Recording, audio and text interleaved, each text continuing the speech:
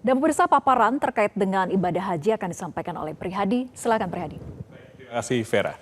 Ya pemirsa, musim haji 2026, pemerintah bicara haji bukan hanya dalam hitungan kuota dan juga jadwal penerbangan, tapi juga dalam bahasa mitigasi, skenario dan perlindungan jemaah.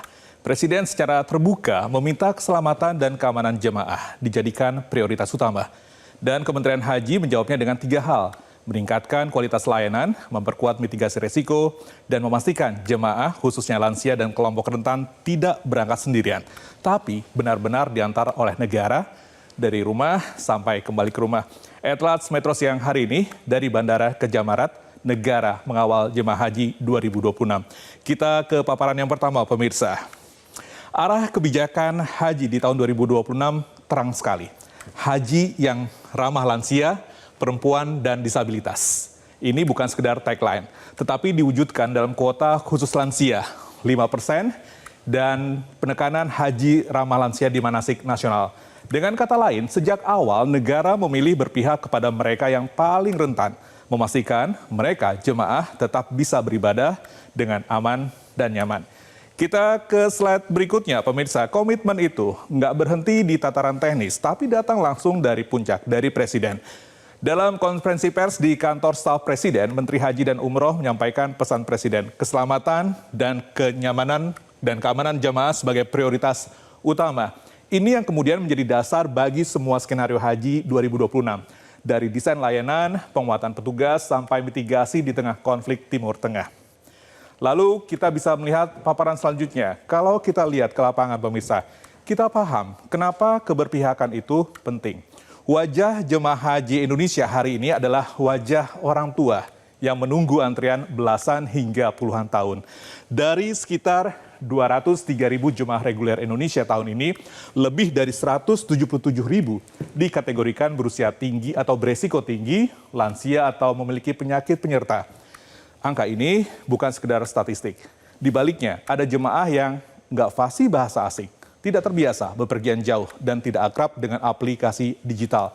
Sehingga tantangan haji Indonesia tahun ini bukan lagi sekedar soal kuota dan keberangkatan, tetapi bagaimana mayoritas jemaah yang rentan ini bisa dijaga tetap aman, sehat, dan mampu menuntaskan ibadah dengan baik. Karena itu penyelenggaraan haji 2026 menuntut layanan yang lebih protektif, personal, dan lebih disiplin dalam mitigasi resiko.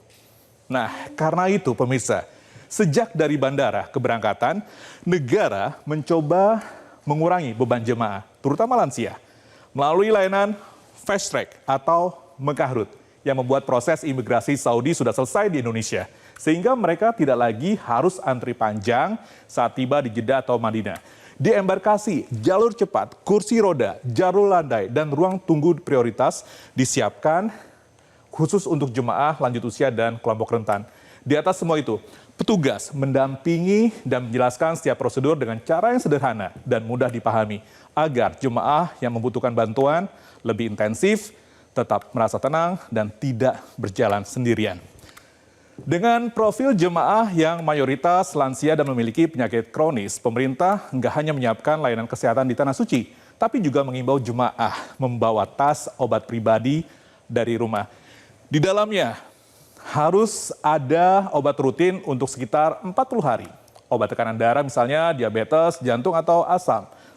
Yang sesuai dengan penyakit masing-masing disimpan dalam kemasan asli dan dilengkapi resep atau surat dokter. Di samping itu, juga ada tas obat pribadi juga diisi obat dasar seperti obat demam dan nyeri, diare dan oralit, flu dan batuk ringan, obat MAH, obat alergi, serta obat atau krim untuk masalah kulit.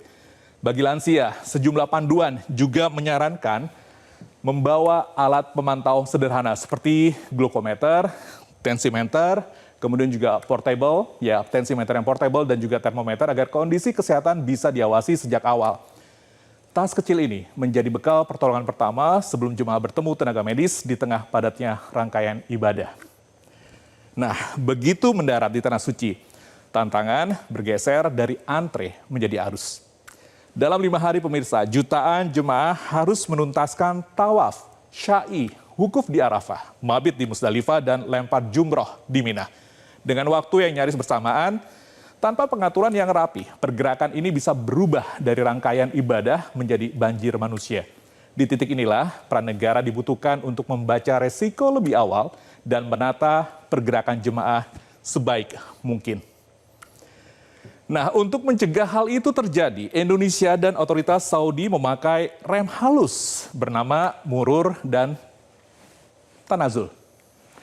Murur ini mengatur agar sebagian rombongan hanya melintas di titik-titik tertentu tanpa berhenti lama, sehingga kepadatan tidak terkonsentrasi di satu titik. Mengatur agar sebagian jemaah cukup melintas di Musdalifah tanpa berhenti. Kemudian yang kedua adalah tanazul.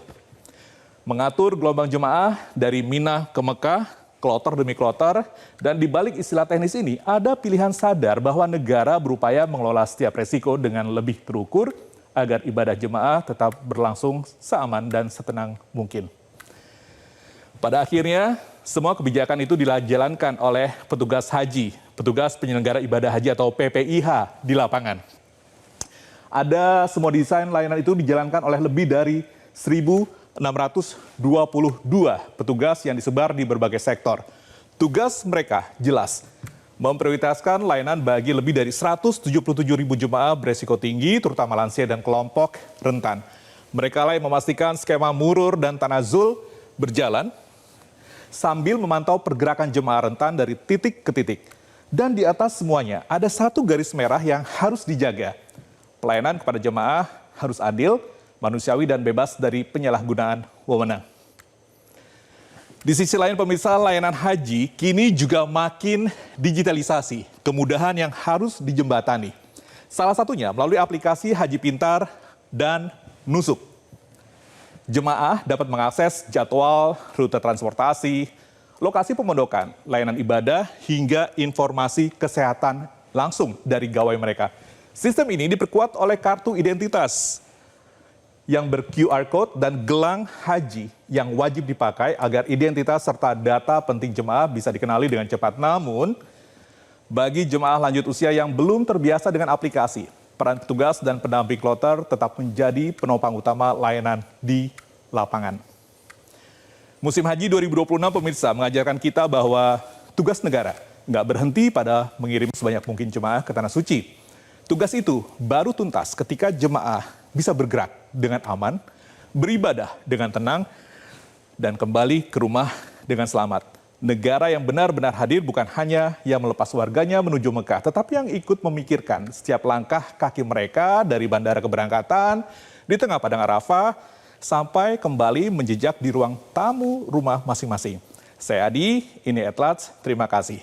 Jelajahi cara baru mendapatkan informasi. Download Metro TV Extend sekarang.